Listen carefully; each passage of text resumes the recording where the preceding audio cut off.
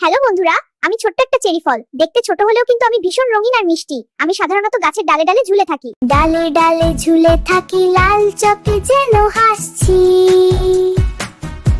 আমার জন্ম বসন্তের শেষে। রোদ পোহাতে পোহাতে আমি ধীরে ধীরে সবুজ থেকে লাল হয়ে উঠি। ওয়াও, চেরি ফল পেকে গেছে। আমি খুব খুশি হই, কারণ মানুষ আমাকে ভালোবাসে। কেউ আমাকে সরাসরি খায়, কেউ কেক বানায়, কেউ জুস করে। আমি শুধু মজাদারই নই, আমি নাকি শরীরের জন্যও ভালো। আমি শরীরকে সতেজ রাখি, মন ভালো করি আর হাসি ফোটাই। উফ, কত মিষ্টি। তবে একটা কথা, আমি ছোট বলে আমাকে সাবধানে খেতে হয়। আমার ভেতরে একটা বিচি থাকে, কিন্তু ভয় নেই, আমি বন্ধুর মতোই। আমি চেরি ফল, ছোট, লাল, মিষ্টি আর সুখের ছোট্ট গল্প।